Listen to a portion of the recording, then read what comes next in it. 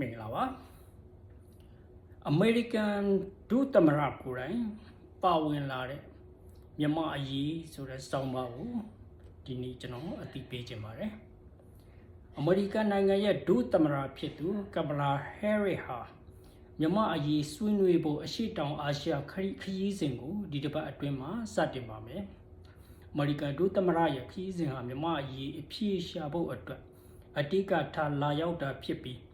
အရှိတောင်အာရှဒေသအတွင်းကလုံခြုံရေးစီးပွားရေးဆက်ဆံမှုတွေကိုဆွေးနွေးသွားမယ်လို့အမေရိကန်ရဲ့အကြီးတန်းအရာရှိတဦးကအသိပေးလိုက်ပါတယ်အမေရိကန်ဒုသမ္မတဟာစနေနေ့မှာထိုင်းနိုင်ငံကိုရောက်လာပြီးဝန်ကြီးချုပ်ပရာရိုနဲ့တွေ့ဆုံမှာပါတနင်္လာနေ့မှာတော့ဖိလစ်ပိုင်ခေါင်းဆောင်ဖာဒီနန်မာကိုစ်ဂျူနီယာနဲ့တွေ့ဆုံသွားမှာပါဒီသတင်းဟာအိမ်ဖြူတော်ကနေအသိပေးလိုက်တဲ့ဒုသမ္မတရဲ့ခရီးစဉ်သတင်းပါအသေးစိတ်ကိုပေါ်ပြမထားပဲသတင်းတူတူလေးနဲ့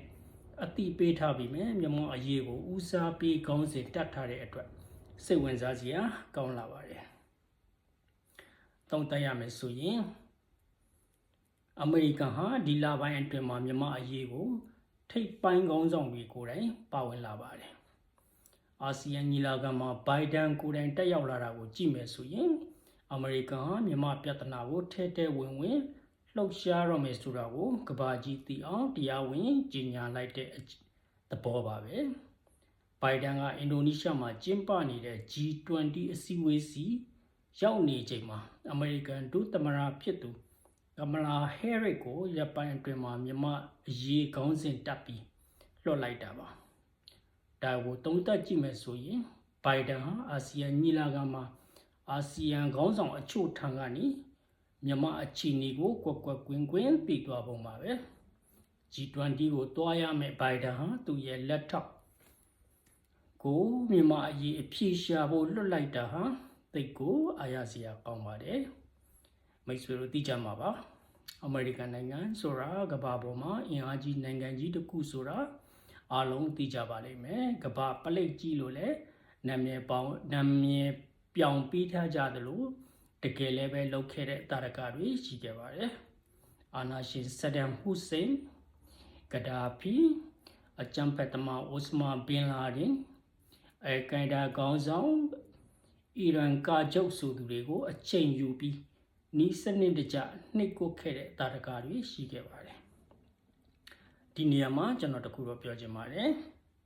ကျွန်တော်ဟာနိုင်ငံတကာသတင်းကိုမြန်မာပြည်သူတွေထံအသိပေးပါတယ်ဘာတွေဖြစ်လာနိုင်လဲဆိုတာကိုသုံးသပ်ပေးပါတယ်အမေရိကန်ကဒီလိုသတင်းကိုအသိပေးတဲ့အတွက်ကျွန်တော်ကနေတဆင့်တင်ပြပေးခြင်းပါသုံးသပ်ပေးခြင်းပါလောက်တာမလောက်တာကသူတို့ရဲ့အပိုင်းသာဖြစ်ပါတယ်ဒါပေမဲ့သတင်းကတော့သတင်းပါပဲသတင်းတင်ရမှာကကျွန်တော်ရဲ့တာဝန်ပါဘာကြောင့်ဒီလိုပြောရတယ်လဲဆိုရင်မြန်မာပြည်သားအချို့တမှာဟိုခေဟောင်းရုပ်ရှင်ပိတ်ကားထောင်ခေတ်ကရွှေဘမနိုင်သေးခင်ပိတ်ကားကိုခင်းနဲ့ထူရတဲ့အကျဉ်းရှိပါတယ်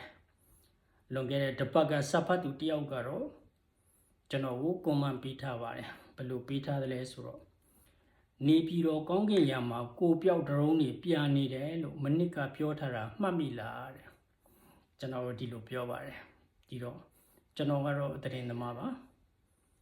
ဟုတ်ပါတယ်အဲ့ဒါကတရုတ်စင်ဟွာသတင်းဌာနပိုင်းဂျူရုကနေပြည်တော်ကောင်းကင်ယံမှာကိုပြောက်ဒရုန်းတွေပြန်ဝဲနေတာကိုဖမ်းမိထားတဲ့အတွက်စင်ဟွာသတင်းဌာနကတင်ထားတဲ့သတင်းကိုကျွန်တော်ကမြန်မာပြည်သူတွေတန်းအသိပေးခဲ့တာပါကျွန်တော်ရဲ့စာပေနဲ့ပတ်သက်ပြီးယက်တည်မှုကတော့လွတ်လပ်သောစာရေးဆရာသတင်းသမားလို့ကျွန်တော်ကြေညာထားပါတယ်ကျွန်တော်ဟာဘယ်အဖွဲ့အစည်းရဲ့လက်အောက်ခံမှမဖြစ်ချင်လို့လွတ်လပ်သောစာရေးဆရာလို့ကြေညာထားတာပါຫນွေဦးတော်လာရေးအချိန်မှာတော့မက်လုံးပေးမြောက်ပင့်ပေးတဲ့နာမည်ကြီး influencer တွေကြပြောင်းငှက်ပြောက်ပျောက်ကုန်တဲ့အတွက်လွတ်လပ်သောသတင်းသမားတို့ကိုကြွေးကြော်ပြီးနိုင်ငံတကာသတင်းတွေကိုအသိပေးပါတယ်သုံးသပ်ပါတယ်ကျွန်တော်ရဲ့သတင်းတွေဟာကမ္ဘာကြီးပေါ်မှာနေထိုင်နေတဲ့မြန်မာအရေးစိတ်ဝင်စားသူတွေဟာမြန်မာနဲ့ပတ်သက်ပြီးဘယ်လိုမြင်နေတယ်ဆိုတာကိုပြည်တွင်းကနိုင်ငံတကာသတင်းလက်လန်းမမိသူတွေအတွက် တင်ပြပေးခြင်းသာဖြစ်ပါတယ်လောလတ်သောစာရေးသူသတင်းသမားဖြစ်တဲ့အတွက်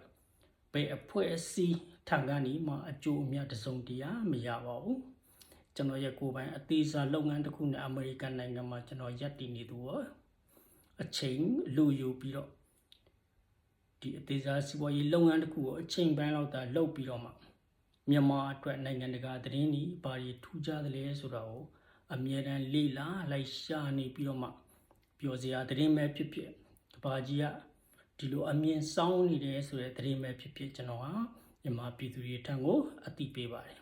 ဒီအတွက်ကျွန်တော်ကအကျိုးအမြတ်တစ်စုံတစ်ခုမှမရှိပါဘူးအလူခံခြင်းကျွန်တော်သတင်းရေးနေတဲ့အတွက်အလူခံခြင်းမရှိပါဘူးကျွန်တော်မှဒီဘာကြီးအောင် LA Facebook account နဲ့